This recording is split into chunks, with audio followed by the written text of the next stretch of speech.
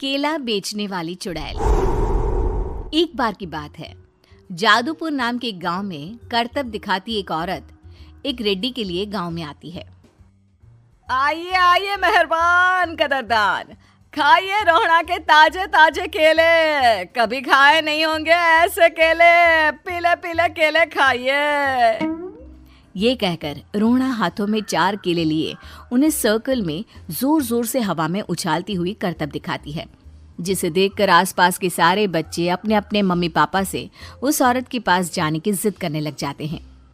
पापा, ऐसा तो सर्कस में बॉल से होता है ना, ये आंटी तो केले से कर रही है। चलिए ना पापा, देखते हैं। रोहड़ा एक पतली सी तार पर चलती हुई केलों से करतब दिखाती है। आते जाते सभी लोग बाहर रुककर उसके करतब देखते हैं और वाह वाही करते नहीं थकते। जैसे ही एक आदमी पास आकर उसे पैसे देने लग जाता है, तब वो कहती है, अरे नहीं नहीं साहब, मैं करतब तो बच्चों के मन को बहलाने के लिए करती हूँ। धंधा तो मेरा केले का है।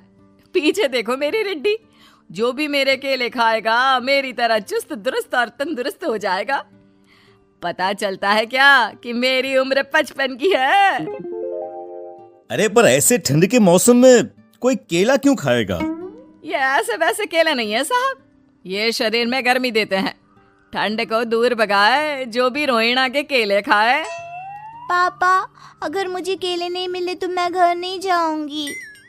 तभी उसके पापा कहते हैं कि बेटा, केले ठंड में कभी गर्मी नहीं देते। ये सब कहने की बातें हैं, सामान बेचने का तरीका है इनका। पर पिंकी नहीं मानती। मैं केले खाऊंगी। पिंकी की जिद के आगे नत्थू हार जाता है और उसे केले खरीद कर दे देता है। पिंकी खुश होकर केले घर ले आकर खाती है।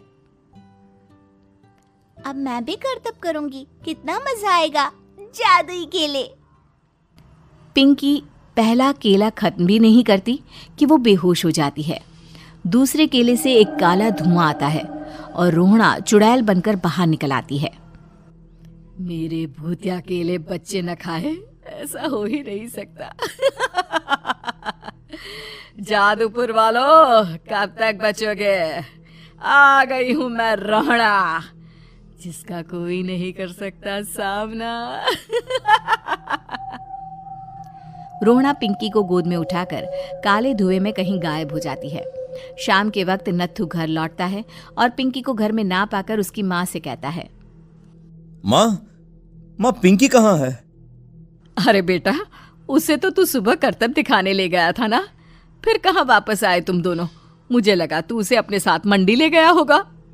हे भगवान, मेरी बच्ची कहाँ गई? मैं उसे घर ही तो छोड़कर गया था माँ। नत्थू गांव के घर कोने में अपनी बेटी को ढूंढता है, पर उसे वो कहीं नहीं मिलती। परेशान होकर आखिर रो रो कर नत्थू हिम्मत हार कर घर लौट आता है। अगली सुबह रोहड़ा फिर से करतब दिखाने आती है और इस बार पिंकी की तरह रोनी केले खरीद लेता है। 50 रुपए दिए थे पापा ने, सारे पैसों की मैंने केले खरीद लिए हैं। अब मैं भी आंटी की तरह ही करतबबाज बन जाऊंगा।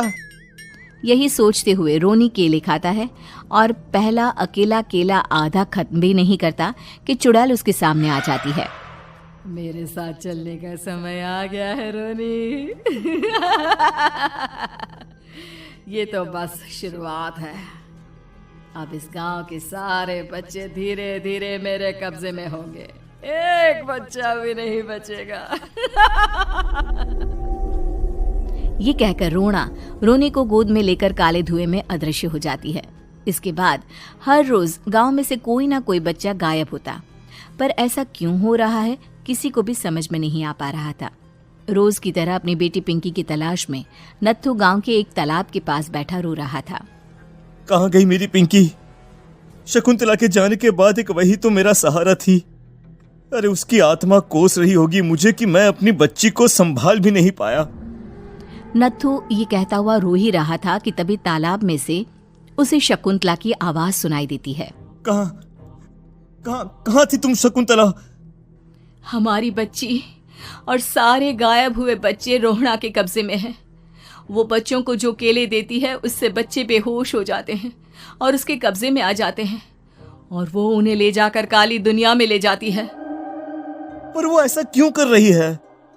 ये मैं नहीं जानती, पर उस दुनिया का रास्ता मैं आपको बता सकती हूँ।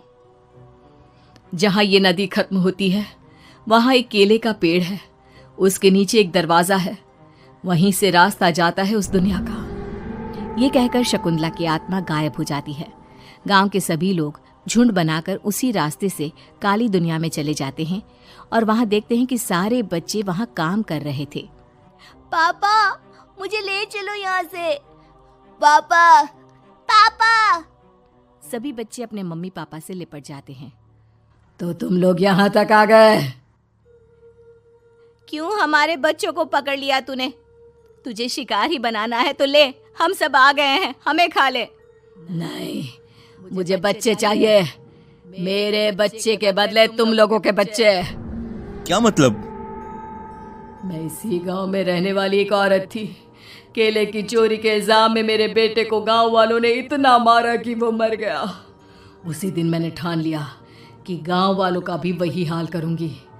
कुछ दिन बाद बेटे के चले जाने के दुख में मैं भी मर गई और मेरी भटकती आत्मा एक चुड़ैल बन गई। और फिर मैंने बदला लिया तुम सबके बच्चे छीनकर। बर्दाश्त नहीं कर पाए ना? सोचो मुझ पर क्या बीती होगी। हमें माफ कर दो रोना। पता नहीं ये किसकी गलती थी, पर हम सभी माफी मांगते हैं। हमारी खुशियां लौटा दो, तुम भी तो एक माँ हो। गांव वालों की बात सुनकर रोना का मन पिघल जाता है और वो बच्चों को छोड़ देती है। उसके बाद काली दुनिया बच्चों के लिए जादुई दुनिया बन जाती है। अब कोई भी कभी भी वहां आ जा सकता था।